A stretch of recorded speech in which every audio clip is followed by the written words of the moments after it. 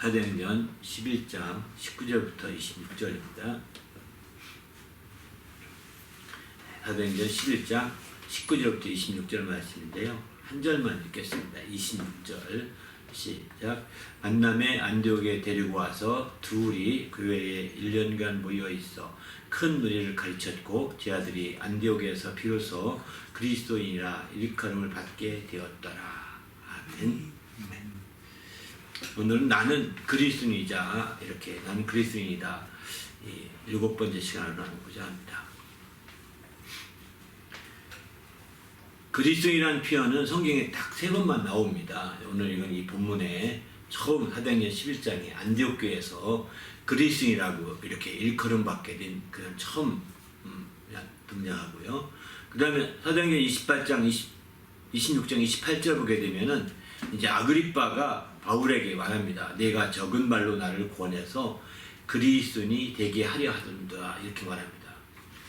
아그리빠 왕이 처음으로 이제 그 이방인 중에서는 이렇게 그리스도인이라고 하는 말을 직접적으로 표현했던 대표적인 사람인데 처음 이렇게 언급하는 것을 보게 됩니다. 네가 적은 말로 나를 그리스도인이 되게 하려고 하느냐 이렇게 말하고 있는 거죠. 오늘은 이제 두 번째 이 말씀을 가지고 서론의 말씀, 서로 들어가는 말로 좀 나누고자 하고요. 또 세 번째 있는 말씀은 이제 맨 결론의 말씀인데 베드로가 말한 겁니다. 바로 베드로전서 4장 16절에 보게 되면 이렇게 말합니다. 만일 그리스도로 고난을 받으면 부끄러워하지 말고 도리어 그 이름으로 하나님께 영광을 돌리라 이렇게 말하죠. 그리스도인에 대해서 직접 베드로가 언급한 아주 직접적인 표현이죠. 너희가 그리스도인으로서 고난을 받으면 이런 3번의 표현들은 직접적으로 크리스찬이라고 하는 표현을 이제 성경에서 언급되고 있는 직접적인 표현입니다. 근데 이렇게 표현된 표현이 오늘날은 예수 믿는 대부분의 사람들을 크리스찬이라고 아주 보편적인 용어가 된 거죠. 그때 초대교회 당시만 하더라도 흔히 쓴 말이 아니거든요. 안디옥 교회에서 그 지하들이 주로 이제 그 아무나 그 안디옥 교회 나가서 모두에게 크리스찬이라고 하지 않았습니다. 가르침을 받은 그 제자들에게 역시 쟤들은 그리스도인이다 이렇게 말했던 거죠. 그렇게 말했던 것이 이제 오늘날은 뭐 교회만 발만 드러나도 아니 뭐 교회에 안 나와도 옛날에 한두 번 나가도 뭐 크리스찬이야 이런 사람도 있으니까요. 나는 교회 지금 안 나가지만 나도 여전히 크리스찬이다 라고 오늘날 뭐 이 그 북미 쪽에는 한두 명이 아닙니다. 이런 사람들은 조상부터 조상 때 조상이 믿은 것 가지고 크리스찬이라고 말하는 것과 비슷한 사람도 많습니다. 아무튼 이렇게 이제 크리스찬이라고 하는데 오늘 이제 아그리빠 왕이 말하기를 그리스도인이 된다 이렇게 표현하거든요. 되게 하려 하느냐 이렇게 말하는데 되게 된다는 것은 뭐냐면 그리스도 안에 있어야 되는 거죠. 그리스도 밖에 있으면 그리스도인이 아닙니다. 그리스도 안에 있는 거죠. 그래서 그리스도인이 된다는 것은 그리스도 밖에 있다가 그리스도 안으로 들어와서 정착한 사람들, 이런 사람들, 그래서 소속이 분명한 그리스도 안이라고 하는 소속이 분명한 사람들을 우리가 그리스도인이라고 표현하게 되는 거죠. 그래서 어떤 말로는 그리스도에게 붙은 자다 이렇게 베드로 사도 바울은 그렇게 표현합니다. 바로 부활의 첫째 부활에 얘기할 때 첫째는 그리스도에게 붙은 자요 이렇게 표현하거든요. 바로 그리스도에게 붙은 자가 이제 부활하게 되는 거죠. 바로 그렇기 때문에 이렇게 주의 부활에 참여하는 자들 그런 자들이 그리스도에게 붙은 자, 소속된 자, 그리스도에게 안에 거하는 자 이런 표현들을 우리가 흔히들 이제 바로 크리스찬이다 또 혹은 그리스도인이다 이렇게 표현할 수 있는 대표적인 말씀입니다. 그래서 우리가 여기서 이제 핵심이 뭐냐면 그리스도 안이라는 겁니다. 안과 밖을 여기서 확실하게 구별하는 거죠. 그리스도가 그러니까 마지막 울타리가 되는 겁니다. 그리스도가 마지막 울타리여 그 안에 거하는 자들을 그리스도인이라고 하고 그 밖에 있는 자들이었었는데 과거에는 그 밖에 있는 자들이었는데 이제 그 안에 있는 자들인 거죠. 이 안과 밖을 굉장히 많이 차이를 느껴야 합니다. 우리가 집 안과 집 밖의 차이를 느끼듯이 집 안에서는 우리가 편안하지만 집 밖에는 뭔가 편안하지 못하잖아요. 일반적으로 항상 그래서 어디 가든 경계하고 또 이렇게 하듯이 바로 집 밖과 집 안에 차이가 있는 것처럼 이 그리스도라고는 울타리 안과 울타리 밖의 차이를 확실하게 말하는 거죠. 여기는 그리스도 안이라고 할 때 안을 우리는 하나의 울타리라고 좀 표현했지만 실제로는 울타리보다는 집과 같은 것입니다. 그리스도 내 안에 거하라. 주님이 이렇게 말씀하죠. 나도 내 안에 거하리라. 바로 집 안에 거하듯이 거하는 거거든요. 주님도 내 안이라는 표현을 굉장히 많이 써요. 내 안, 자기 안이라는 표현을 많이 썼는데 요한복음만 내 안에 있는 내 안에 이런 식으로 표현하는 것이 12번이나 나옵니다. 요한복음에만. 또 더 나가서 복음 신약에는 18번이나 내 안에 그 제자들이 그 말을 예수님 말씀 그대로 인용해서 그리스도께서 말씀하시기를 내 안에 이렇게 다 인용해서 인용함까지 포함한다면 18번이나 이렇게 나오게 되는 거죠. 그만큼 이제 그리스도 안이라는 걸 강조하겠고요. 반면에 이제 제자들은 그리스도 안이라는 것을 어떻게 표현하냐면 제자들은 예수 안에서 혹은 그리스도 안에서 혹은 이제 주 안에서 이렇게 세 가지 표현으로 많이 쓰고 있습니다. 세 가지 표현으로. 그러니까 예수 안에서라는 표현이 가장 많습니다. 바로 53번이나 나오더라고요. 그리스도 안에서라는 표현은 44번. 그 다음에 주 안에서라는 표현은 48번 이렇게 나오더라고요. 그러니까 이게 물론 합해서 그리스도 예수 안에서 이렇게 합해서 하는 것은 다 이제 예수 안에서 들어가는 것이고 또 예수 그리스도 안에서 하는 건 그리스도 안에 들어가는 겁니다. 합해서 동시에 나오는 것들은. 그러나 어째 그리스도 안에서 예수 안에서 혹은 주 안에서 이렇게 셋으로 흔히들 사도 바울이나 다른 서신서 통해서는 그렇게 신약성경에서 표현하겠는데 이 기준이 분명한 거예요. 그 안인 거죠. 우리가 그 안에 들어오기 전에 밖에 있을 때는 어땠느냐? 사실 이 안에 있다는 것에 대해서 우리가 좋게 생각지 못하는 가장 큰 이유는 안에 있다는 것에 자부심과 긍지를 가지 못하는 가장 큰 이유는 바로 밖에 있을 때 그 상황이 어땠는지를 많은 사람들이 잊어버리기 때문입니다. 밖에 있을 때 그 상황을 잊어버리기 때문에 안에 있는 것에 대해서 깊이 생각하지 않는 그게 얼마나 축복된 것이고 얼마나 우리에게 복된 것인지에 대해서 깊이 생각하지 않는 거죠.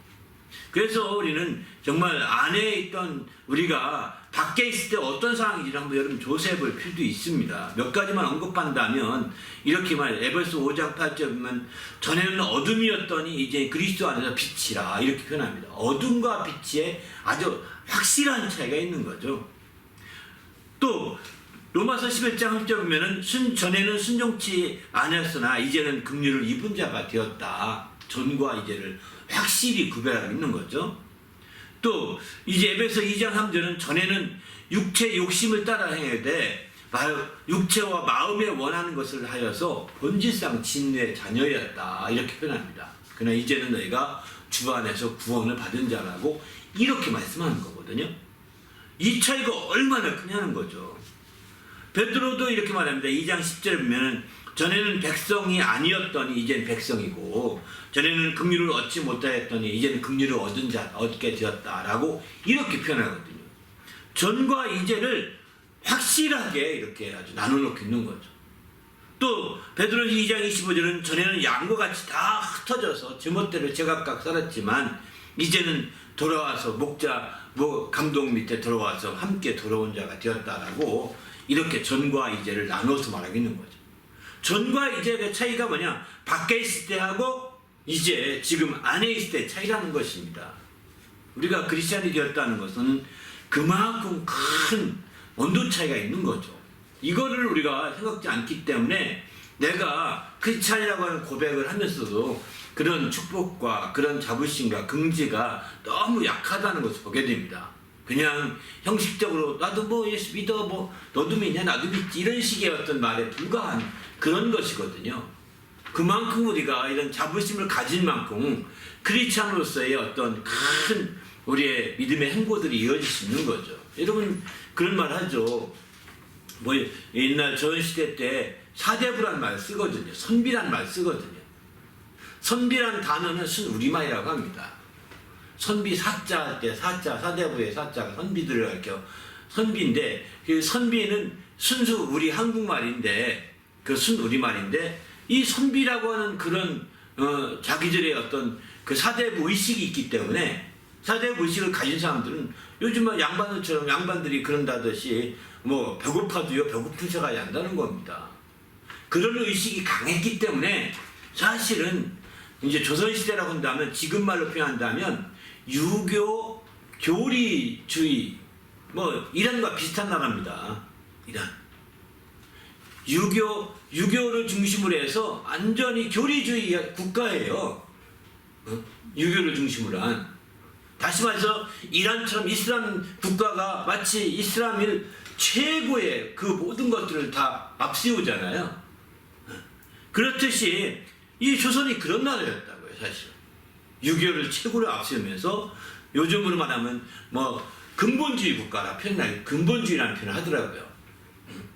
이슬람 근본주의 국가라고. 또 유교 근본주의 국가입니다. 더구나 명나라가 망한 다음에는 이제 청나라에서 명나라가 망하게 되죠. 그 다음에는 그들은 자기들이 마치 우리가 왜 중국입니까? 아니잖아요. 중국이 이제 중국 문화였으니까 우리가 중국이다. 작은 중국이다. 이렇게 생각하면서 사실은 이제 그 굉장히 더 교조적으로 돌아간 거거든요. 교리적으로 돌아간 거거든요. 그걸 뭐 흔히들 공산당을 교조주의라고 하듯이 교조적으로 돌아간 겁니다. 그래서 더 돌아가는 바람에 더 당파가 더 심해진 거죠, 사실은. 그렇게 해서 마침내 너무 극단적으로 가게 되니까 거기에 반대하는 사람이 안 나올 수 없는 거거든요.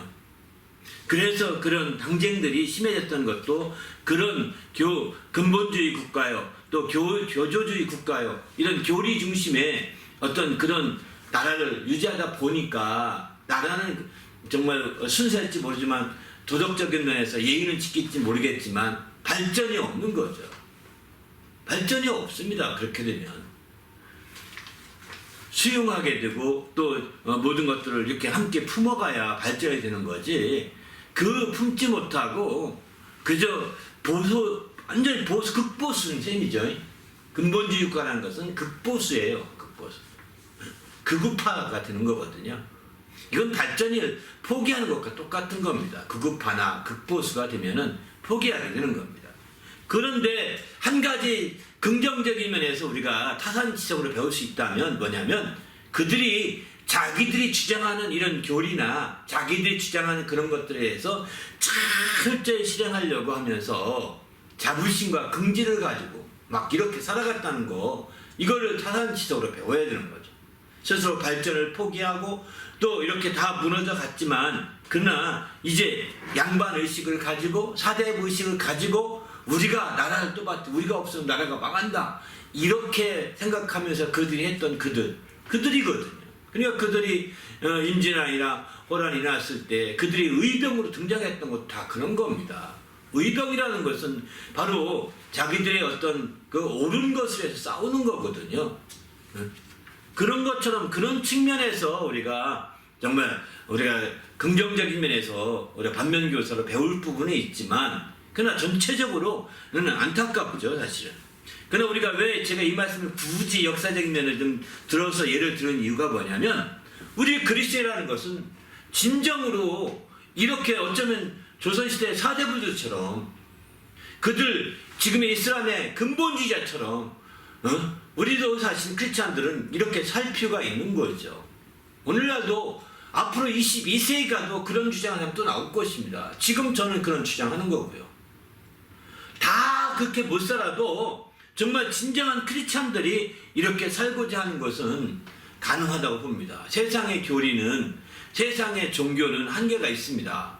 그러나 우리의 기독교의 신앙은 종교가 아니기 때문입니다. 세상의 어떤 유교나 이슬람교나 다른 불교 같은 교리가 아니기 때문입니다. 바로 전능하신 하나님을 의지하고 또 하나님의 어떤 지혜와 지식과 하나님의 그 진리를 따르는 신앙이기 때문에 우리가 기본적으로 이 안에서 해결할 수 있는 것이 많이 있다는 거죠. 오히려 기독교는 가는 곳마다 더 발전하고 성장할 수밖에 있게 하는 것은 기독교가 보수 같지만 기독교는 굉장히 개혁적입니다. 진보를 지향한다. 기독교인들이 보수가 됐다. 이것은 기득권을 가졌다는 뜻입니다.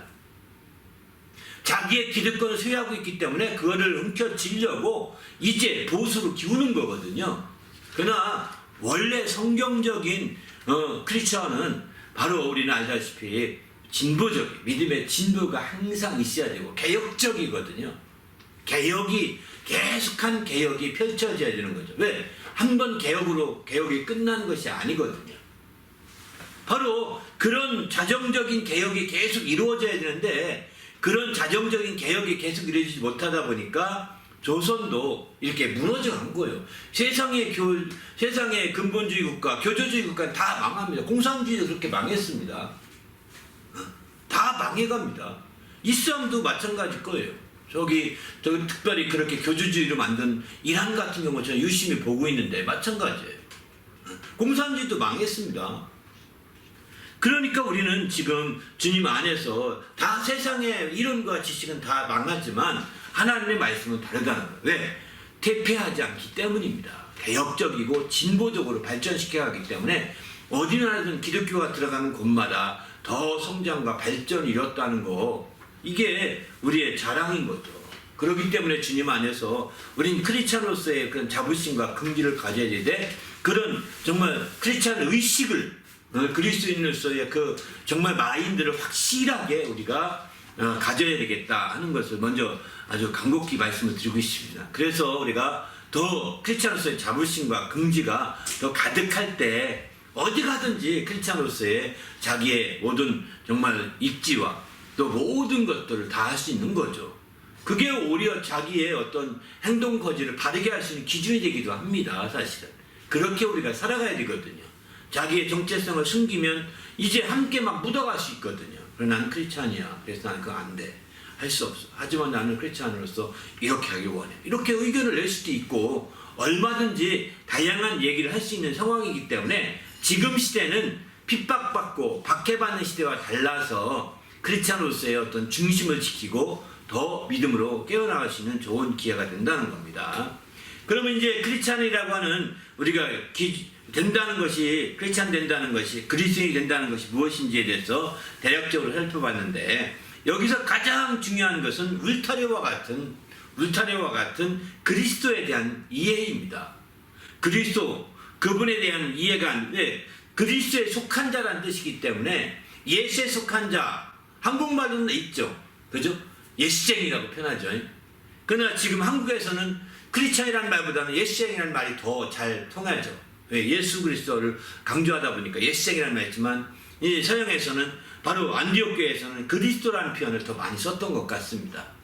그러다 보니까 그리스도에게 속한 자들, 그리스도에게 붙은 자들, 뭐 좋은 말은 붙은 자지만 나쁜 말은 그리스도에게 빌붙은 자 이런 뜻입니다. 사실은.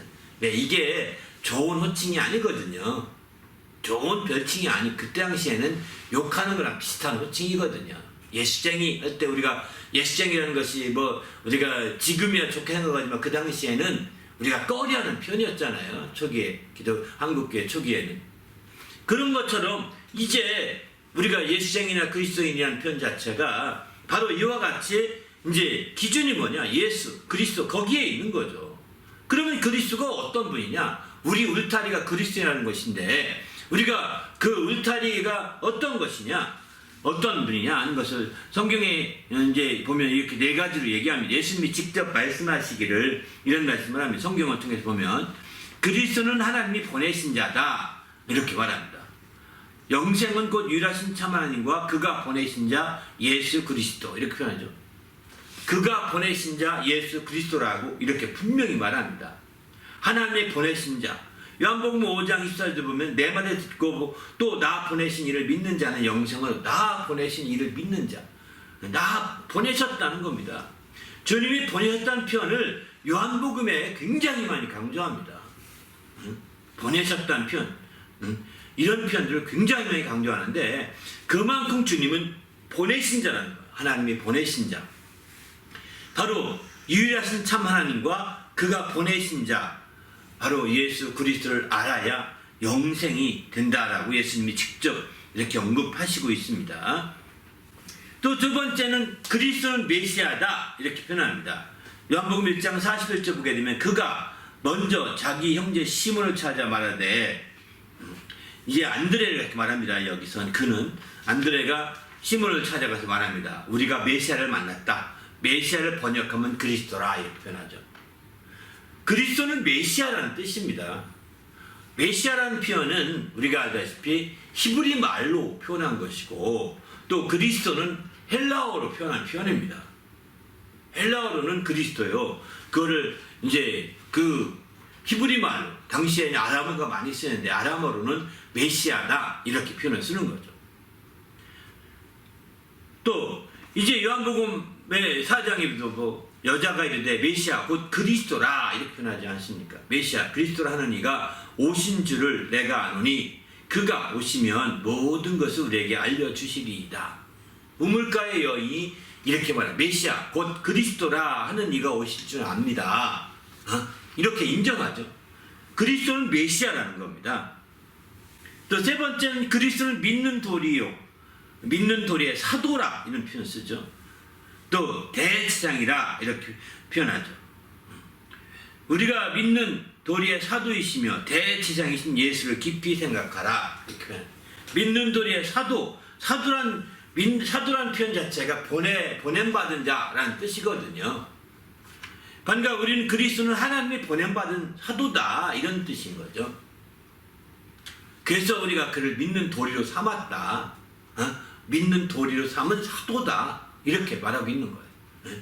그리고 이제 대제사장이라고 하는 것은 사람을 대표로 해서 하나님 앞에 나가는 사람이거든요. 사람을 중보하기 위해서 하나님 앞에 나가는 그런 제사장을 대표하는 제사장, 대제사장이라고 표현합니다. 그런 바로 예수님이 사람을 대신하여 사람을 중보하기 위한 대제사장이고, 또 하나님을 믿는 도리를 위하여 하나님이 보냄받은 사도라는 거예요. 주님이 하나님과 사람 사이에 중보자가 되신 거죠. 그리스도께서 이런 중보자가 되심을 이렇게 잘 볼 수 있습니다. 그리스도는 하나님의 아들이시죠. 주는 그리스도시요 살아계신 하나님의 아들이시니이다. 이렇게 베드로가 이런 고백을 하죠. 또 마가복음 1장 1절 보면 하나님의 아들 예수 그리스도의 복음의 시작이라 이렇게 말합니다. 하나님의 아들 예수 그리스도의 이렇게 말합니다. 요한복음 20장 31절 보게 되면 이것을 사도 요한이 요한복음을 기록한 것은 너희로 예수께서 하나님의 아들 그리스도이심을 믿게 하려 함이라 이렇게 표현합니다. 예수가 그리스도이심을 믿게 하려고 하나님의 아들 그리스도이심을 믿게 하려고 요한복음을 기록했다 이렇게 말하고 있습니다. 그만큼 여기서 우리가 알다시피 그리스도는 하나님의 아들 이외에도 뭐 표현 쓸 게 많을 겁니다. 그리스도는. 그러나 몇 가지 이런 정도만 이해해도 확실하게 우리 울타리가 이런 거구나 이렇게 이해할 수 있는 거죠. 그래서 우리말에 우리 순우리말에 나와 남이 있죠. 나와 남의 차이가 뭘까요? 나와 남의 차이가. 제가 그냥 생각한 것은 나와 남의 차이는 미음 차이예요. 미음. 받침이 미음 하나 있느냐 없느냐 이런 차이인데 그 미음이 뭘 나타내냐면 제가 그냥 쉽게 이해할 때 울타리를 나타내는 것 같아요. 사각 울타리. 울타리 밖에 있는 나는 다 남인 겁니다. 울타리 안에 있을 때는 울타리 표시할 필요가 없죠. 그게 나예요. 편안하니까. 그런 의미에서 나와 남, 그 울타리 안에 있는 나 모든 나와 똑같은 울타리 안에 있는 사람들을 우리라고 표현하는 거죠. 우리라. 바로 우리 울타리 안에 있는 우리라고 표현합니다. 그만큼 울타리로서의 그리스도가 얼마나 중요한 일을 보여주고 있는 거죠. 바로 울타리 밖에 있는 나는 남이에요. 남.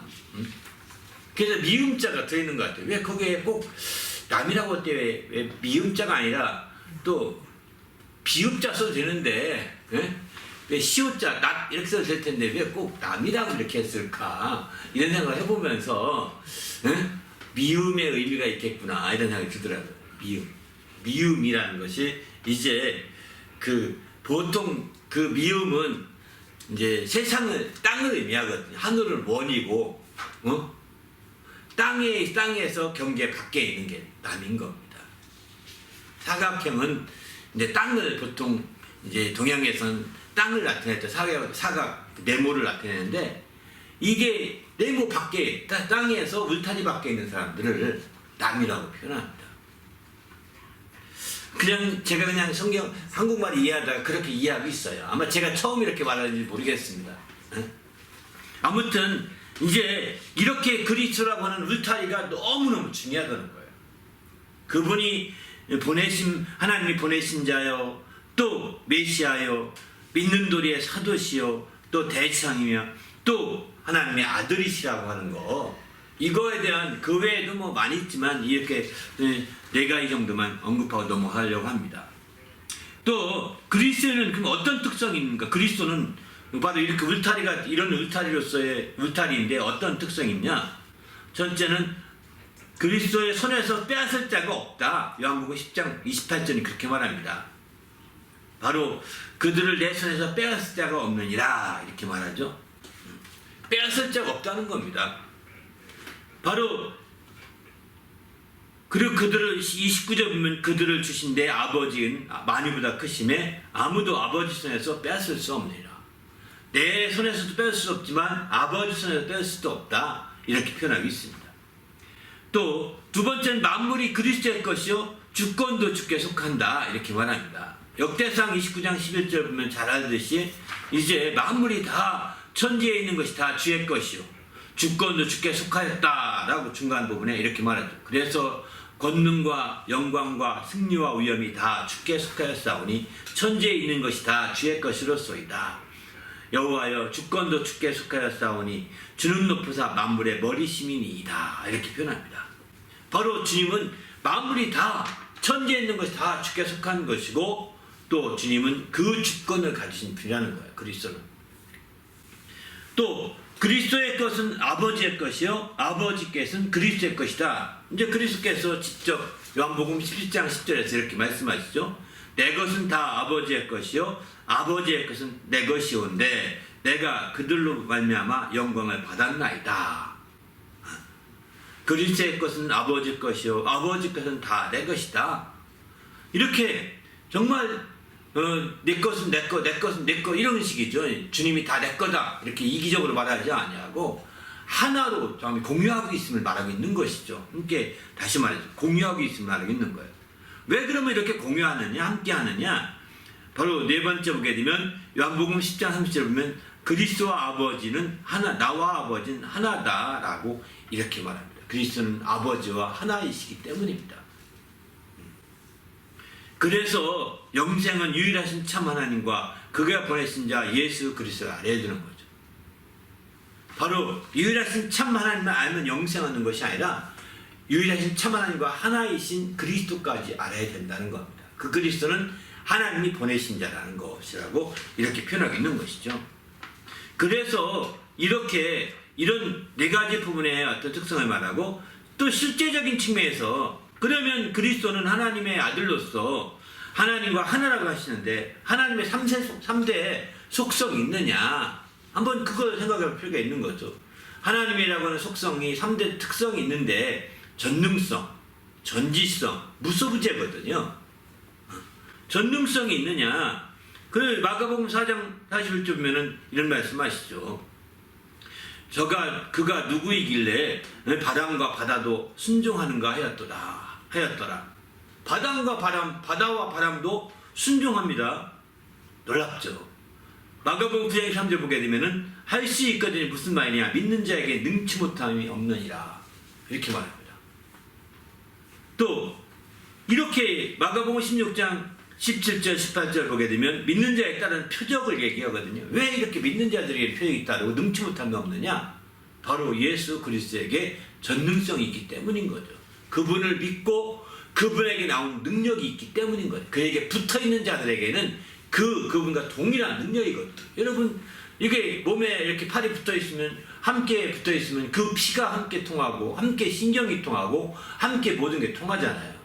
붙어있음에도 불구하고 신경이 통하지 않고 피가 안 통하면 그 지체는 마비된 지체요. 거기서는 동일한 특성이 안 나타나죠. 그러나 이제 그 붙어있는 지체 속에 함께 신경이 통하고 피가 함께 통해서 동일한 공통적인 것이 나타날 수밖에 없는 겁니다. 그런 지체를 살아있는 지체다 이렇게 표현하게 되죠.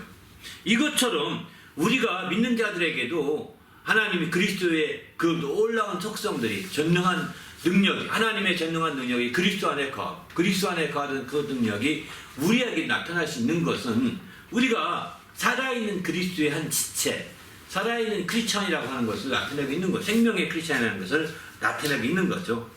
두 번째는 전지성인데 하나님의 전지성이 그리스도에게 있느냐? 있습니다. 마가복음 9장 4절 보면 예수께서 생각을 아시고 생각을 아신다는 거예요. 또 마태복음 9장 4절에 또 마태복음 22장 18절 보면은 그들이 악함을 아시고 그들 마음속에 악한 것을 아는 거예요. 마음속에 악한 것을 아시고 또 누가복음 9장 37절에 보면은 그 마음에 변론하는 것을 아시고 이렇게 말합니다. 이렇게 마음속에 변론하는 것도 아시고 악한 생각하고 있는 것도 아시고 이렇게 다 아시는 거예요. 누가복음 12장에서는 이렇게 말합니다. 이제 너희의 머리털까지 다 세신바 되었다 이렇게까지 표현하고 있거든요. 하나도 잃어버리지 아니하고 머리털까지 다 세신바가 되었다라고 이렇게까지 말하만큼 아시는 거예요. 그러면 너희는 참새보다 더 귀하지 않느냐라고 주님이 이렇게 묻기까지 하시거든요. 그만큼 주님이 전능성이 그분에게 있다는 걸 표현해주고 있는 거예요. 예수님께 이런 전능성이 아니라 전지성이 있는 거죠. 그 다음에 이제 무소부재죠. 무소부재는 한국말에는 두 가지로 무소, 부재. 공간적으로 없는 곳이 없다는 뜻이고 무소는 부재라는 것은 시간적으로 안 계신 시대가 없다는 겁니다. 시간이 없다는 겁니다. 이게 바로 하나님이신 거죠. 하나님의 속성이 무소부재죠. 그래서 서양에서는 이제 무소란 표현을 안 씁니다. 부재를 중심으로만 쓰더라고요. 참 신기해요. 그러나 무소부재라는 표현을 하게 되면 서양에서는 omnipresent 이런 단어를 쓰는데 항상 현재라는 뜻이거든요. 모든 게 하나님께 현재적이라는 것입니다. omnipresent. 그런데 이게 무소부재인데 그러면 가만히 따져보면 공간적인 개념이 없어요. 시간적 개념만 가지고 얘기하고 있는 거거든요. 그러나 실제 한국적인 표현이 맞는 것 같습니다. 무소부재라는 표현이 맞는 것 같습니다. 우리 표현이 무소와 부재는 같은 뜻입니다. 사실은. 왜냐하면 공간이 있어야 시간이 생기는 거고 또 공간을 통해서 시간이 있다는 건 공간을 전제로 하는 거거든요. 그래서 사실은 서양적인 표현도 이해가 갑니다. 그러나 어쨌든 무소부재라는 것은 그러면 시간을 초월하는 것이 있느냐? 이렇게 주님이 이렇게 말하죠. 요한복음 8장 58절에 보게 되면 내가 진실로 얘기하노니 아브라함이 나기 전부터 내가 있느니라 이렇게 말씀하시거든요. 진실로 너에게 이르노니 아브라함이 나기 전부터 내가 있느니라. 이렇게 말씀하니까 이제 그 전에 내가 아브라함을 봤다 이렇게 말합니다. 그랬더니 8장 57절 보게 되면은 이제 내가 아직 50도 되지 못되었는데 아브라함을 보았느냐 하면서 예수님께 비꼬면서 질문합니다. 그랬더니 예수님 58절에 너에게 말은 내가 아브라함이 나기 전부터 내가 있다 이렇게 말합니다. 그러니 더 이상 말할 것이 없는 거죠. 그 전에 그럼 왜 이 발당이 나왔냐면 요한복음 8장 25절 보게 되면은 이제 내가 누구냐라고 묻습니다. 바리새인들이 물으니까 그때 예수께서 말씀하시기를 나는 처음부터 너에게 말해온 자다라고 이렇게 말씀하십니다. 여기 처음이라는 건 태초라는 뜻이거든요. 태초부터 너희에게 말해온 자다 이렇게 말하는 겁니다. 그러니까 이해가 안 되니까 어리벙벙한 겁니다.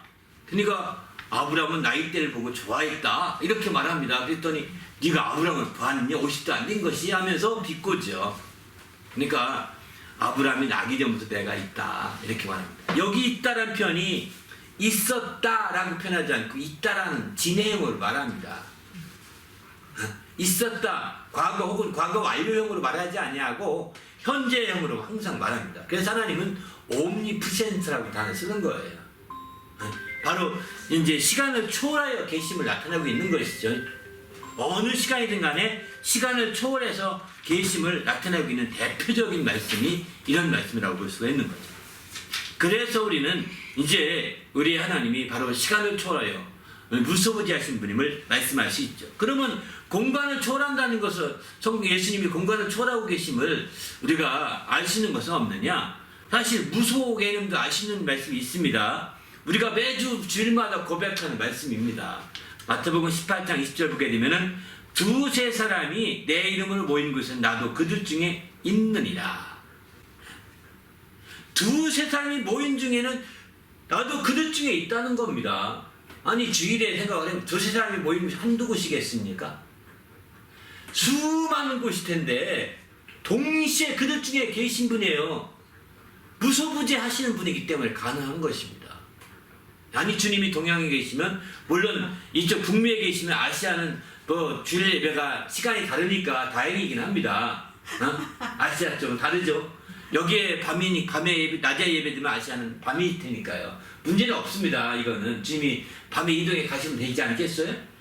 그런데 같은 북미 지역 내에 수많은 교회들이 있는데 주님이 어느 교회를 가실까요?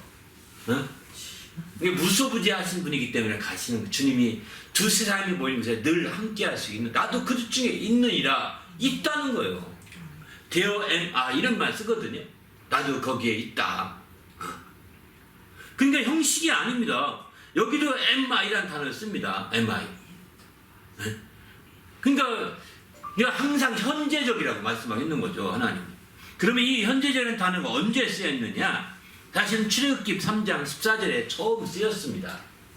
바로 모세가 이제 자기에게 넌 가서 바로에 가서 내 백성을 끄집어내라 이렇게 말 드리면서 이제 묻습니다. 그분에게 묻습니다. 그러면 내가 가서 갈 텐데 당신을 뭐라고 소개하면 좋겠습니까? 누가 이렇게 말했다고 하면 좋겠습니까? 라고 물었을 때 여기 이제 이렇게 말하죠. 바로 출애굽기 3장 14절 보면 하나님이 모세에게 이르시되 나는 스스로 있는 자니라 이렇게 말씀합니다. 스스로 있는 자가 그렇게 했다고 말하는 것입니다. 또 이르시되 너는 이스라엘 자손에게 이같이 이르기를 스스로 있는 자가 나를 너희에게 보내셨다 하라. 이렇게 말해요. 스스로 있는 자라고 할 때 그 성경은 I am이라는 단어로 다 이렇게 씁니다. I am.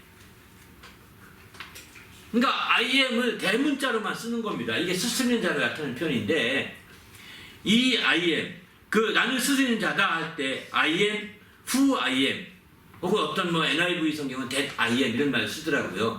나는 I am이다. 나는 나다라는 정확한 표현 우리말로 직역하게 되면 그냥 나는 나다 이렇게 쓸 수 있습니다. 나다 이렇게. 누가 당신을 누구라고 말하면 좋겠습니까? 나다.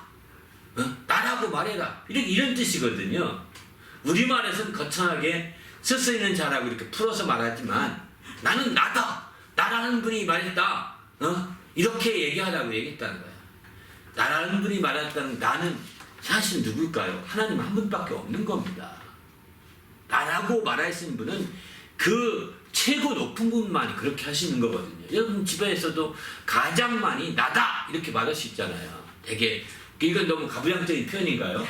네? 오늘날의 시대에 페미니스트들이 지향하는 시대에 맞지 않는 표현인지 모르겠습니다만 가장들이 나다라고 말하시는 거지. 그러나 아시다시피 아들이 와서 나다 이렇게 말하면 나가 누구죠? 이렇게 물을 수밖에 없다니까요. 나다 아빠다 이게 정상적인 거거든요. 그러니까 이처럼 우리가 알다시피 나라고 스스로 있는 자는 표현이 여기 나왔는데 그래서 이제 자존자라고 어려운 한자 표현은 자존자라는 표현을 쓰거든요.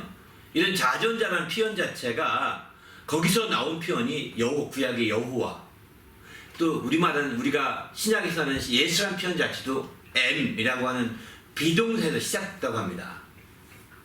비동사 현재형에서 시작된 그런 표현이 다 여기서 나왔다고 합니다.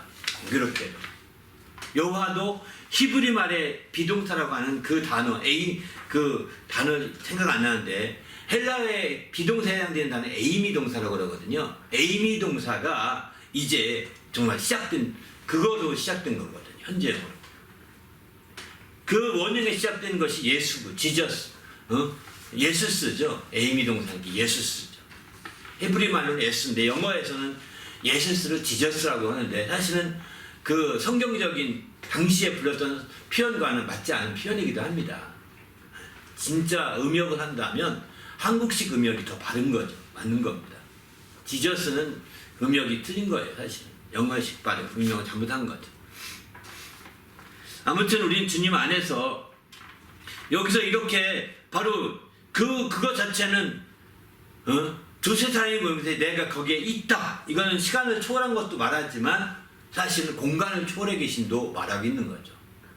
요한복음 또 한 가지 공간을 초월하고 계시다는 걸 알 수 있는 것이 요한복음 20장 26절 보게 되면 여드레가 지나서 이제 예수가 부활한 여드레가 지납니다. 제 아들이 집안에 있을 때 이 도마와 함께 있었습니다. 문이 닫혀 있었습니다. 그때는 무서워서 일주일 동안 밖에 활동도 못하고 굉장히 이렇게 두려워하는 상황이었거든요. 그래서 문은 아마 잠갔을 것입니다. 그리고 두드리면 누구세요? 이렇게 하고서 이제 열어주는 상황인데 여기 보면 예수님이 문도 안 열렸는데 그냥 문을 열고 둔 거예요. 나오신 것 같이 그런 표현이에요. 사실 이 표현 자체가.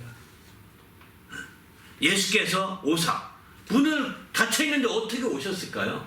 열었다는 표현도 없습니다. 그냥 공간을 초월해서 나타나신 거예요. 그냥 이렇게 보셔야 되는 거예요. 그러면 이게 가능한 일이냐? 부활하신 몸은 공간을 초월합니다. 부활하지 못한 우리의 몸은 공간의 지배를 받습니다. 부활하신 신령한 몸, 부활의 신령한 몸은요 공간을 초월합니다. 천사들이 공간을 초월하듯이 우리는 지금 이렇게 반지하에 이렇게 해서 예배 드리잖아요. 지금 뭐 여기 불 끄면 깜깜합니다. 반지하니까. 또 창은 저 방 쪽으로만 있으니까요.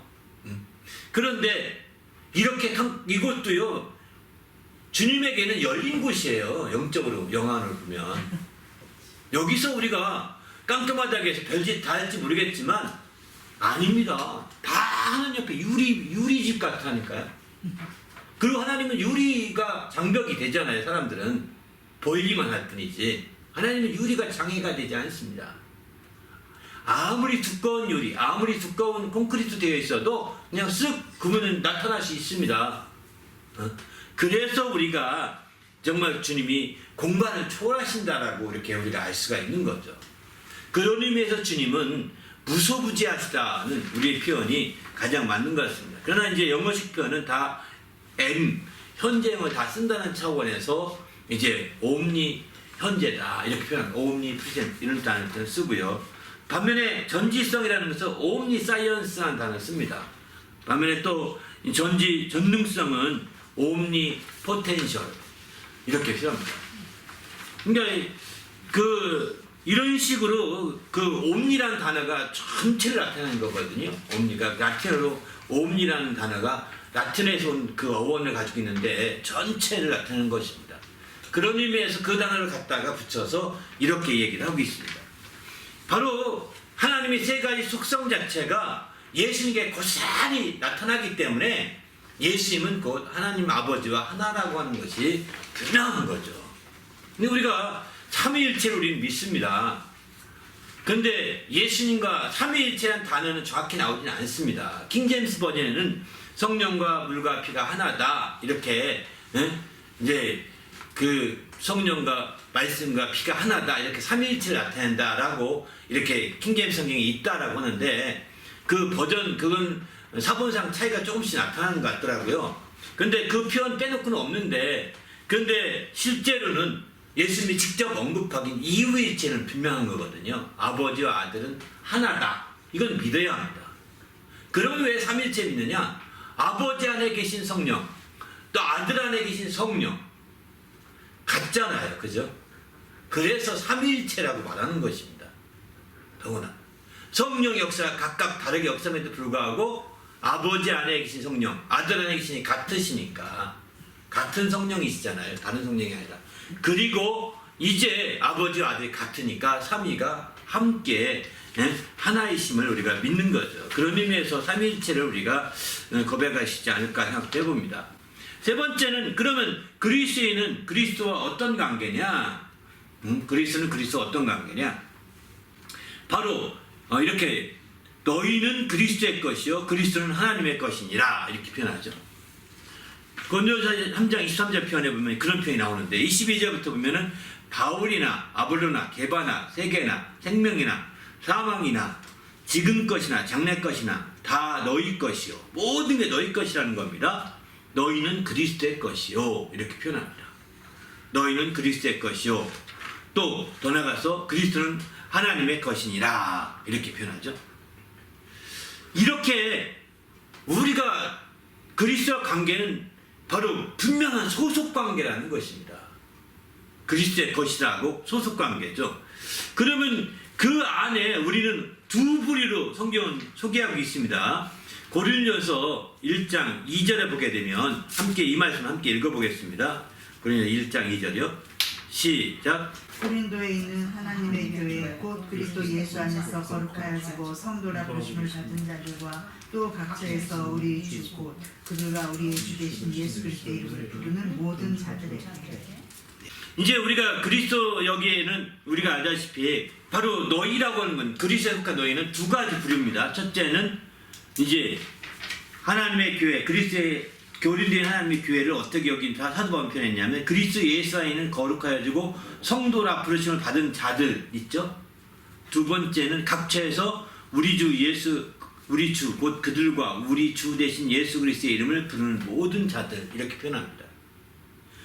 그러니까 그리스도 안에서 거룩해져서 성도라 부르심을 입은 자들이 한 부류가 있고 또 각처에서 우리 주 예수 주 대신 예수 그리스도의 이름을 부르는 자들이 함께 두 부류로 나눠지는 것이죠.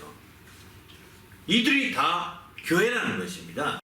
이 교회에 속한 모든 자들이 다 그리스도의 것이라고 볼 수가 있는 거죠.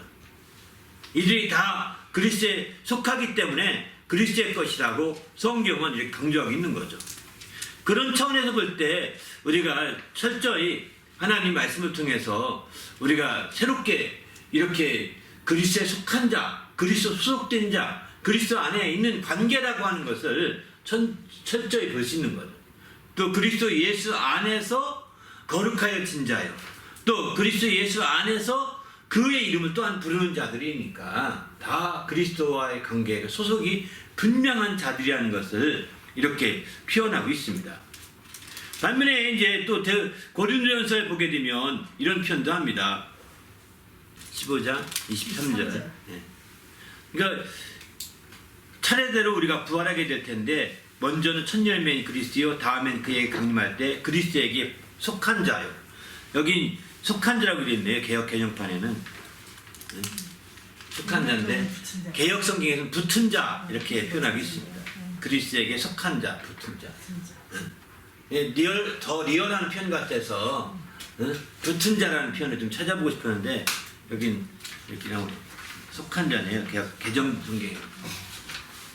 이렇게 그에게 속한 자요, 그에게 붙은 자라고 할 수가 있는 거죠.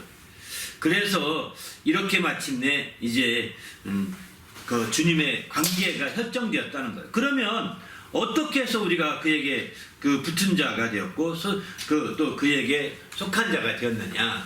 비록 그리스도 안에서 성도라 부르시는 자들 또 각처에서 예수 그리스도의 이름을 부르는 자들이 다 어떻게 해서 그에게 속한 자가 되었느냐? 뭐 자기의 노력과 수고로 이렇게 그렇게 된 것이 아니라 바로 이사야서 43장 1절 보면 야곱아 너를 창조하신 여호와께서 지금 말씀하시느니라 이스라엘아 너를 지으신 이가 말씀하시느니라 너는 두려워하지 말라 내가 너를 구속하였고 내가 너를 지명하여 불렀나니 너는 내 것이라 이렇게 말합니다. 그러니까 주님이 지명하여 불러서 내 것이 되었다는 겁니다. 우리가 그리스도의 것이 되고 그리스도에 속한 자가 되어서 그리스도에 소속된 그의 소유된 백성이 되었는데 바로 이렇게 된 것은 우리의 노력과 수고로 말미암은 것이 아니라 바로 주님이 우리를 구속해 주셨고 우리를 지명에 불러서 너희는 내 것이라 이렇게 했다는 것입니다. 그의 것이 되었다는 거예요. 여기서 초점은 거기에 둬야 될 것 같습니다. 그래서 우리가 사나 죽으나 다 주를 위하여 살고 죽어도 주를 죽기 때문에 우리는 사나 죽으나 다 주의 것이다 라고 로마서 14장 8절에 이렇게 말하거든요. 우리는 정말 내가 그 이 땅에 주의 것이라고 인정하지 않아도 주의 것입니다. 전혀 뭐 천지가 다 그의 것이고 만물이 다 그의 것이고 하늘이 그의 것이고 땅도 그의 것이고 세상 세계와 그 중에 충만한 모든 것들이 다 주께서 건설하셨다라고 시편 89편 11절 이렇게 말하는데 우리가 왜 믿지 않는 자 불신자라도 왜 주의 것이 안 되겠어요? 다 주의 것입니다. 그런데 우리는 이왕이 주를 알았잖아요.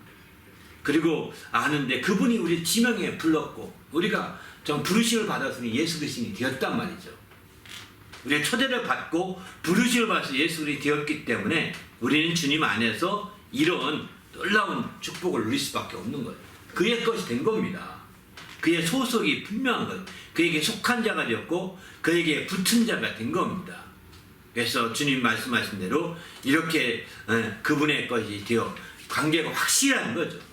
그러면 그리스도인이란 누구인가? 이제 그동안 그리스도인은 한마디로 말해서 이제 그리스도에게 소속된 자예요. 그리스도에 속한 자예요. 그리스도에게 붙은 자인데 그리스도라는 것은 좀 더 풀어서 설명한다면 성경 말씀대로 그리스도는 먼저 예수 그리스도를 영접하고 그 이름 믿는 자들이다. 이렇게 볼 수 있는 거죠. 요한복음 1장 10절에서 13절까지 보게 되면 영접하는 자 곧 그 이름을 믿는 자들에게는 하나님의 자녀가 되는 권세를 주셨다. 이렇게 말하죠.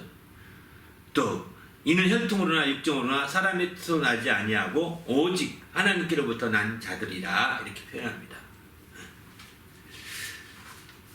여기서 이제 바로 예수 그리스도는 그리스도인은 예수 그리스도를 영접하고 그 이름을 믿는 자들.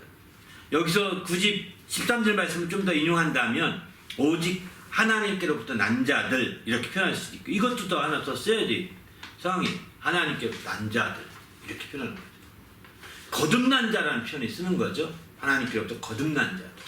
이런 자들이죠. 단순히 믿는다 이런 것보다는 하나님께로부터 오직 하나님께로부터 나야 된다. 사람의 혈통으로 나도 안 되고 육정 동정으로 나서도 안 되고 사람의 계획으로 날 수도 없다는 겁니다. 될 수가 없다는 거예요. 오직 하나님께로부터 거듭난 자가 되어야 된다고 이렇게 말씀하고 있습니다. 두 번째는 예수 그리스도의 피로 거룩해진 성도다 이렇게 말할 수 있는 거죠. 앞서 고린도 1장 2절 말씀처럼 바로 하나님의 교회 곧 그리스도 예수 안에 거룩하여지고 성도라 부르심을 받은 자들과 하는 그 부분을 좀 강조하고 싶어서 여기서는 이제 바로 예수 그리스도의 피로 거룩함을 입은 자들이죠. 거룩해진 자들, 성도들이라고 볼 수 있는 거죠. 그리고 뒤에 이제 각지에서 우리 주 그들과 우리의 주 대신 예수 그리스도의 이름을 부르는 모든 자, 이 표현은 바로 예수 그리스도를 영접하고 그 이름을 믿는 자라고 함께 거기서 설명할 수 있으면 그 포함된다고 생각하면 좋을 것 같습니다. 그런 자들은 이제 그렇게 믿고 부르는 거죠. 믿으니까 부르지 않겠습니까? 그렇게 거듭난 자들이죠. 또 세 번째는 좀 더 한 단계 더 들어가면 바로 예수 그리스도의 제자들 이렇게 표현할 수 있습니다. 제자들이다. 그리스도는 사도행전 오늘 본문의 26절 말씀 보게 되면 만남의 안디옥에서 둘이 바나바와 바울이 만났습니다. 그래서 안디옥으로 바울을 데리고 오게 됩니다. 둘이 바나바가 바울을 데리고 둘이 1년간 거기서 안디옥교에서 가르치게 됩니다. 큰 물리식 가르쳤는데 그때 제자들이 안디옥에서 비로소 그리스도인이라 일컬음을 받게 된 거죠. 거기에 그냥 일반적인 무리들이 다 크리스찬이다 이런 말이 아닙니다. 그들이 1년 동안 가르쳐서 그들 가운데 그 많은 무리들을 가르쳤는데 그 중에 제자들이 그리스도인이라고 하는 그 별칭을 얻게 되었다는 겁니다. 그러니까 제자들이에요. 그러면 이 제자들이 어떤 제 예수님의 제자와 같은 반열이냐? 예수님의 제자는 예수님이 그 부활하시기 전에 가르쳤던 제자와 같은 반열로 보셔야 합니다. 부활하기 전에 예수님이 가르쳤던 그 제자들, 부활하기 전에 예수님의 제자들을 예수님의 사도로 한 적이 없습니다. 부활하신 후에 나도 너를 보내노라 하고 예수님이 보냈거든요. 그 뒤부터 사도라는 단어가 등장하고 사도라는 말이 나오게 되는 것이고 복음서에서는 그래서 이 복음서에는 사도라는 단어가 거의 없죠. 제가 알기에는 없는 걸 알고 있는데 근데 알다시피 이제 사도행전의 서신서 중심으로 그 예수님이 부활하신 이후에 그 12명의 그 제자들을 특별히 사도라고 했고 12명 외에도 또 훌륭한 제자들을 사도라고 했습니다. 12명에도 사도라고 했던 훌륭한 제자는 바나바는 12사도가 아니잖아요. 바나바도 사도라고 했거든요. 바나바 외에도 많은 아마 예수님이 12명 외에도 70문도가 있었다. 예수님은 정말 철저히 따르는 문도가 있었다. 성경은 이렇게 말하는데 그들까지 사도로 인정하지 않았을까 생각이 듭니다. 또 그 외에도 예수님의 동생인 육신의 동생이죠. 야고보도 사도로 그때부터 인정하고 예수님교회 중심 멤버가 됩니다. 야고보 사도라는 단어를 씁니다. 그래서 바로 그렇게 해서 그가 쓴 것이 야고보서거든요. 야고보서 자체가. 그렇게 사도인데 그런 12사도 외에도 예수님을 따르던 함께 따르면서 함께 들었던 모든 가운데 특별한 제자들을 사도라고 했던 거. 그거는 예수님이 보냈다고 나도 너희를 보내 내가 아버지께 보내신 것 같이 나도 너희를 보내노라 하신 말씀에 따라서 보냈기 때문에 사도라고 하는 표현을 쓰는 것이죠. 그런데 그러기 전에 제자들은 안디옥교에서 가르쳤던 제자들과 똑같은 수준이라고 보셔야 되는 거죠. 차이가 있지 않다고 보셔야 합니다. 그리고 예수님의 진짜 예수께 직접 배운 사도들은 나중에 이들이 제대로 갈 때 그들은 사도라고 불림받는 것이죠. 이렇게 사도들이 가서 양육한 그 제자들을 제자 크리스찬이라고 했는데 이제 그 뒤부터는 제자들이 다 크리스찬이라고 해서 듣는 겁니다. 여러분 껄렁껄렁한 사람은 저 사람 진짜 크리스찬이야 이렇게 합니까? 안 하잖아요. 에이 저 사람 가짜야 이러지. 예? 정말 믿음 생활 잘하는 사람들을 가르쳐서 정말 크리스찬이라는 말을 쓰는 거죠. 제가 어떤 분이 이제 한국에서 사업을 하는데 중국에 갔다 합니다. 중국에 가는데 중국에서는 알다시피 손님 오면 술 대접 잘 하잖아요. 중국에 술 잘 먹으니까. 그래서 술 대접하고 딱 하는데 나는 크리스찬이어서 술을 먹지 않는다. 난 사이다를 달라. 건배하겠다. 사이다로. 이랬더니 그 사람이 당신은 참진자시면서 당신이 진짜 크리스찬이라고 이렇게 말하더라는 거예요. 그 다음부터는 그 일이 잘 풀려가지고 잘 됐다고 하더라고요. 진짜를 참진자 쓴 겁니다. 리얼 크리스찬이라는 거죠. 그런 것처럼 이제 제자라고 할 때 제자가 껄렁껄렁한 사람을 다 크리스찬이라고 하지 않는다는 거예요. 제자들 수준의 사람들을 크리스찬이라고 한다는 거예요. 그러니까 내가 크리스찬이라고 내가 말하고 다니면 제자처럼 내가 살아야 되는 거예요. 제자 스스로 자기 목표를 설정하고 제자 스스로 우리가 살려고 해야 자부심이 생기는 거지. 뭐 크리스찬이라고 함에도 불구하고 제자와 상관없이 그냥 아주 껄렁껄렁히 산다면 부끄럽게 하는 겁니다. 크리스찬들 모두를. 그래서 우리는 어디 가서 크리스찬이라는 말을 함부로 하지 말라는 것은 아니지만 함부로 하되 나의 자기 목표를 설정하고 그렇게 살고자 나는 크리스찬으로 살고자 한다. 나는 아직 잘 그렇게 못하지만 못한 부분이 많지만 크리스찬이다. 그리고 크리스찬 살고자 하는 몸부림치고 있다. 막 이렇게 고백하면서 그러면 그의 삶 자체가 진지해 보이잖아요. 그의 삶 자체가 굉장히 멋져 보이지 않습니까? 그런 삶이 돼야 되겠다는 거예요. 네 번째는 그리스도인은 하나님의 자녀라는 겁니다. 바로 예수 그리스도를 믿고 영접한 자들에게 작은 것을 주셨다는데 자녀가 되는 것이죠. 바로 요한일서에 보면 3장 1절에 보라 아버지께서 어떠한 사랑을 우리에게 베푸사 하나님의 자녀라 일컬음을 받게 하셨는가 우리가 그러하도다. 그러므로 세상이 우리를 알지 못하면 그를 알지 못하기 때문이다 라고 이렇게 설명하고 있는 거죠. 바로 우리가 하나님의 자녀라 일컬음 받았다는데 이게 사실 크리스찬이라는 뜻입니다. 크리스찬은 하나님의 자녀라 이런 의미이기도 합니다. 진정한 하나님의 자녀가 크리스찬이라고 이렇게 표현한 거죠. 어떤 자녀냐? 하나님이 베푸신 사랑이 얼마나 큰지를 알고 그 사랑을 누리고 있는 자들이라고 볼 수 있는 거죠. 요한일서 3장 10절 보면 하나님의 자녀들과 마귀의 자녀들이 드러나니 무릇 의를 행하지 아니하는 자나 또는 그 형제를 사랑하지 아니하는 자는 하나님께 속하지 아니하느니라 이렇게 말합니다. 하나님의 자녀인지 마귀의 자녀인지 아주 분명하다는 건데 하나님의 의를 행하고 그 형제를 사랑하는 자가 바로 이렇게 하나님의 자녀, 하나님께 속한 자녀라는 것입니다. 5장 2절도 보면 우리가 하나님을 사랑하고 그 계명을 지킬 때에 이로써 우리가 하나님의 자녀를 사랑하는 줄을 아느니라 이렇게 표현하죠. 하나님의 사랑하고 그 계명을 지킬 때 우리가 하나님의 자녀를 사랑하는 거라는 겁니다. 우리 모두도 이렇게 하나님의 자녀라고 하는 자부심과 긍지를 가지고 더 나아가서는 이제 하나님의 거룩한 그 정말 믿음을 통해서 이렇게 자녀라고 하는 크리스찬이라고 하는 그 고백이 이어지시길 바랍니다. 그 사랑을 받았고 또 그 자녀의 권세를 가졌기 때문에 더 그렇습니다. 결론적으로 다시 말씀드린다면 그리스도는 그리스도의 것입니다. 그 소속이나 개념, 소유 개념이 분명해야 된다는 겁니다. 우리가 그리스도인이라고 말함에도 불구하고 그저 형식적으로 내 것을 내가 주장해서는 안 되는 거죠. 그리스도 앞에 주의 것이라고 모든 것을 일단 내려놔야 되는 거죠. 주님 앞에 내놓는 거죠. 주님 앞에 내놓으면 주님의 것이 내 것이, 내 것이 주님의 것이 되는 겁니다. 이렇게 공유된 것임을 최소한도로 공유된 것임을 알아야 되는 거죠. 이거를 알아는 것이 크리스찬으로서 가장 중요한 부분 같습니다. 고린도전서 2장 3장 23절 보면 너희는 그리스도의 것이라고 분명히 말했고 고린도전서 15장 23절도 보게 되면 너희는 그리스도에게 속한 자다. 개혁성경에는 붙은 자다라고 이렇게 분명하게 말했거든요. 그런 차원에서 우리가 그 붙어 있는데 함께 공유하지 못하고 속해 있는데 함께 공유하지 못하면 승이 없는 거죠. 어깨가 몸에 이렇게 붙어 있는데 피와 신경을 함께 공유하지 못하면 승이 없죠. 이건 마비된 지체가 그 몸을 폐해를 끼치게 됩니다. 몸을 마비된 상태에 몸에게 해를 끼칠 수밖에 없는 거죠. 그러나 이제 우리가 함께 붙어있는 존재라고 한다면, 소속된 존재라고 한다면 공유가 돼야 됩니다. 내 것은 다 주의 것입니다. 또 주의 것은 내 것이 되게 또 기대해야 됩니다. 이렇게 함께 공유하고 함께 나갈 수 있는 거죠.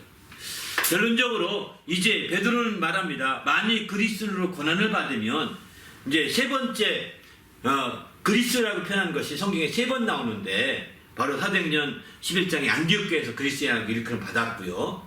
또 두 번째는 서론에서 말씀한 것처럼 사도행전 26장 28절에 보면 아그리빠 왕이 그리스도인이 되게 하려느냐 작은 말로 이렇게 하면서 비아냥거리는 말이 있습니다.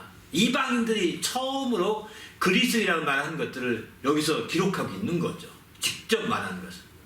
반면에 이제 그 그리스도 안에 있는 사도들이 직접 그리스도라고 칭한 것은 여기 베드로가 처음입니다. 베드로가 처음 그리스도인이라고 이렇게 부르고 있죠. 만일 그리스도인으로 고난을 받으면 이렇게 말하지 않습니까? 고난받는 게 그리스도인이 아닌 상태로 받을 수도 있다는 겁니다. 그런데 그리스도에 속한 자로서 고난을 받으면 부끄러워하지 말고 그리스도의 이름으로 그리스도에 속한 자의 그 이름으로 하나님께 영광을 드리라. 그리스도의 이름이라는 것은 그리스도에 속한 자라는 것은 그리스도의 이름으로라는 뜻이 똑같습니다.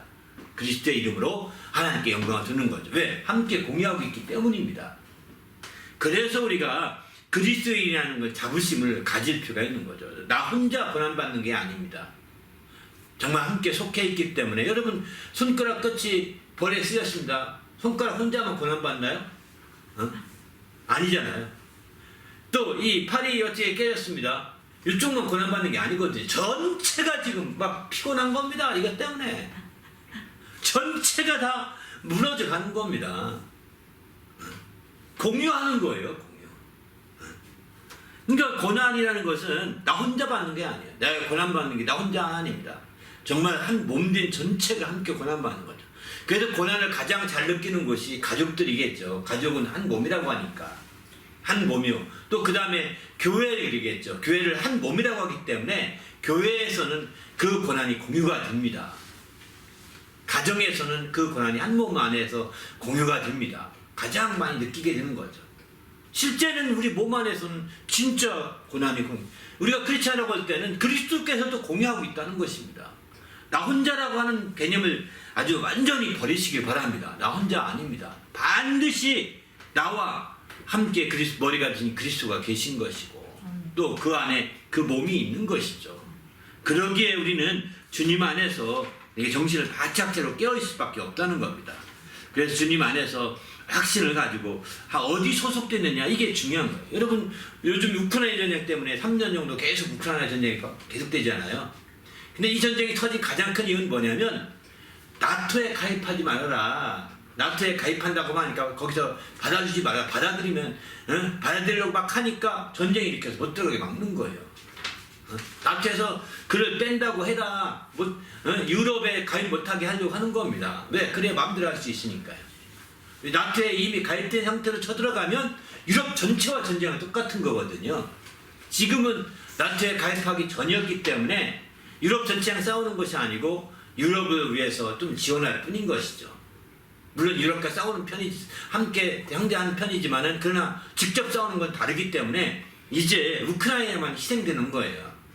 그러나 우크라이나가 늦게 해서 이 일을 시동 걸었기 때문에 그런 겁니다. 일찍부터 했더라면 그렇지 않을 텐데 가장 늦게 동유럽 가운데 가장 늦게 이렇게 하게 된 거예요. 그게 문제가 심각한 거죠. 그래서 이렇게 되듯이 그런 반면에 이제 스웨덴, 핀란드 같은 나라는 나토에 가입을 했습니다. 막 우크라이나에서 일어나는 중에 가입을 다 했어요. 그 전부터 전화로 해서. 왜? 러시아가 워낙 강대국으로 지금 시시탐탐 노리고 있기 때문에 정말 이게 무서운 거예요. 핀란드는 바로 붙어 있잖아요. 러시아랑 함께. 그러니까 반면에 그 핀란드랑 비슷하게 붙어 있는 나라 중에 그 발틱 3국이라는 나라가 있습니다. 발틱해에 있는 세 나라, 작은 나라입니다. 에스토니아 밑에서 뭐 세 나라인데 그 세 나라는 그 독립하자마자 그 가입을 합니다. EU에 가입하고 또 나토에 가입하게 되니까 거긴 못 쳐들어가는 거예요. 사실은. 그런 것처럼 마찬가지인 거죠. 그러니까 핀란드도 그래서 보호를 받으려고 하는 거고 우리가 크리스찬이라는 것은 나는 주님의 보호를 받고 있다.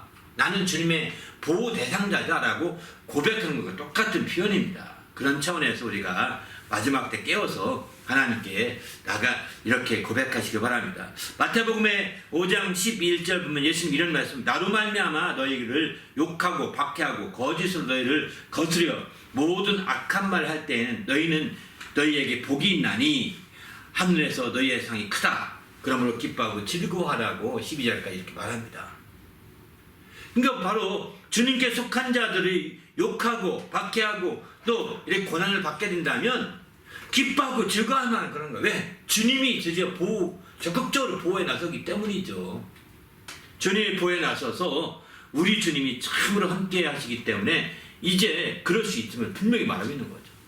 이 말을 들었던 베드로는 베드로 전서 4장 16절에서 말하는 거예요. 만일 그리스도로 고난을 받으면 부끄러워하지 말아라. 도리어 그리스도의 이름으로 하나님께 영광을 돌려라. 너희가 그리스도 안에 속했으니 그 이름으로 하나님 영광을 돌리라고 이렇게 말씀을 하고 있습니다. 우리 모두도 이제 크리스찬이라고 하는 그런 자부심이 충만한 성도가 되시기 바랍니다. 크리스찬이라고 하는 그런 자부심이 가득해서 어디 가든지 이런 자부심과 긍지를 가질 때 자기를 한 단계 더 목표 설정이 되게 만드는 겁니다. 크리스찬으로서의 삶을 살고자 되는 것이죠. 이런 자부심과 긍지가 없으면 크리스찬에서 삶을 살고자 하는 의지도 약해지고 생각도 부족해집니다. 우리 모두 함께 깨어서 이렇게 주의 뜻을 이루는 진정한 크리스찬이 되게 해달라고 오늘 말씀 나가며 간절히 기도하겠습니다.